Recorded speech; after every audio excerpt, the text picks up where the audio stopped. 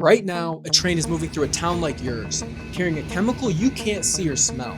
One that won't hurt you today, but gives you cancer 20 years after you breathe it in. And the only thing deciding whether that train is safe to keep moving is the company that makes money when it doesn't stop. We found out what happens when that system fails in a town called East Palestine. But the part that should scare you isn't what happened there.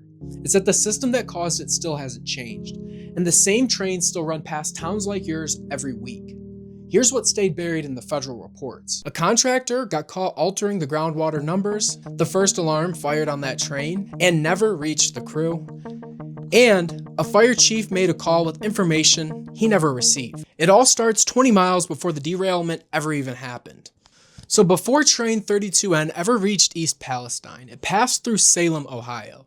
There are detectors alongside railroad tracks called wayside hot bearing detectors.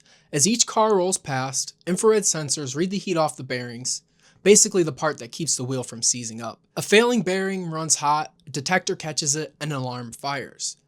The bearing on train 32N was already failing. When it hit that detector in Salem, the alarm fired. And it got flagged as non-critical and routed to a back office analyst and not the crew on the train. And the train kept moving, 20 more miles. I had assumed the federal government was the one to set the thresholds, that some sort of agency had a temperature, a number that meant stop the train. But they don't. The railroad sets it. Norfolk Southern decides theirs, and each company writes its own rules for what counts as an emergency on its own tracks. And the NTSB chair said it directly in a congressional testimony. The warning threshold is set by the railroads, and it varies by the railroad. So the same company that profits from the train running on time is the same one who decides when it stops.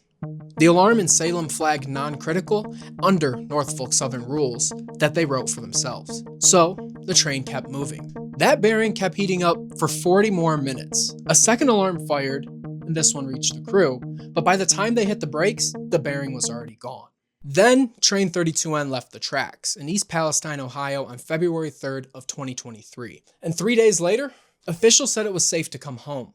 But before any of that, before the all clear, there was a decision that had to be made. 5 of the derailed cars were carrying vinyl chloride. Vinyl chloride is what makes PVC, the plastic in your pipes, your siding, and your wire coatings. And it's been classified as a human carcinogen since 1974. But the industry knew before that. In 1972, American and European chemical manufacturers signed a formal secrecy agreement to bury the research showing it caused cancer in animals. They kept it quiet until workers started dying of a rare liver cancer called angiosarcoma. So rare that when a cluster appeared at a plant in Kentucky, doctors knew immediately it wasn't a coincidence. Vinyl chloride is colorless, it has a faint sweet smell, but the safe exposure limit is 1 part per million. So by the time you can actually smell it, you're already breathing in 3,000 times that. And there was a concern the tanks could rupture. So Norfolk Southern pushed for a controlled burn, opened the tanks deliberately, and ignite them before they could fail on their own. A fire chief named Keith Drebick got pulled out of a meeting, and he was told he had 13 minutes. 13 minutes to authorize the burn. Norfolk Southern said 3 p.m. was the hard deadline, and it was his call. And he made it. And the burn happened at 4:37, an hour and a half after the cutoff. They said they couldn't move.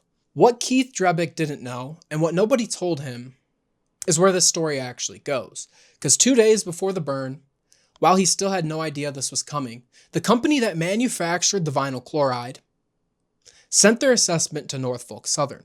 The company is Oxyvinyls, and their conclusion was the tanks are cooling down, there's no explosion risk, and the burn isn't necessary. And Norfolk Southern had that report, and it never reached Keith Drebick. And there was the plane. The EPA operates a specialized aircraft called an aspect plane. It has infrared sensors, chemical detection, and it could read temperature changes of less than 1 degree.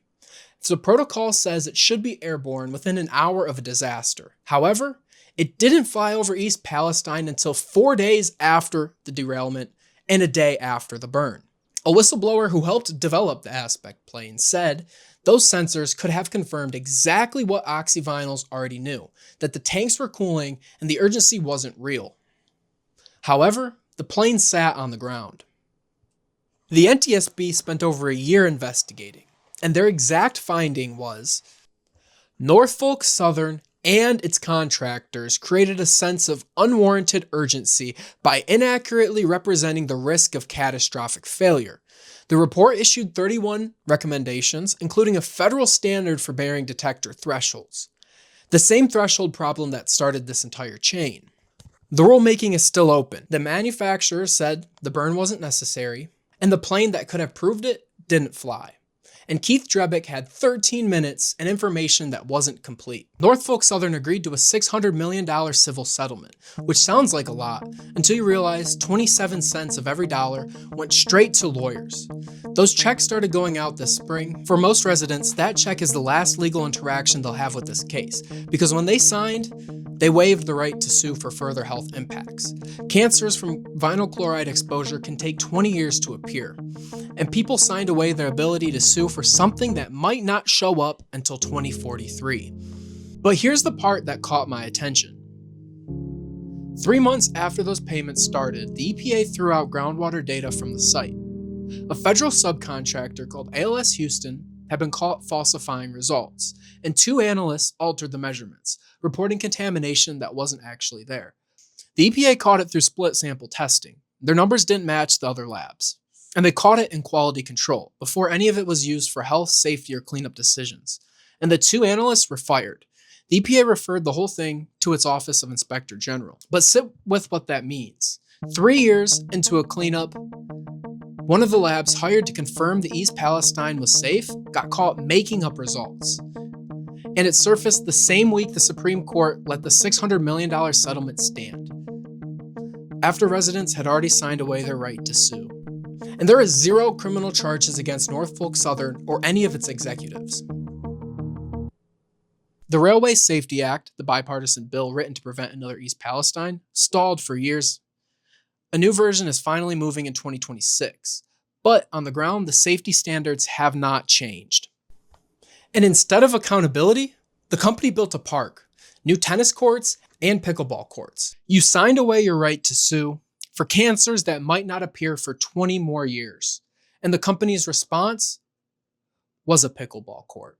The sensor caught the heat, the rules kept it quiet, the experts said don't burn, the chief was never told, the plane sat on the ground, the groundwater data was falsified, and the company built a pickleball court. That's what's in the federal reports. And here's what you can do with it. If you live near a rail line carrying hazardous materials, and statistically you probably do, you can request a community right to know report from your local emergency planning committee.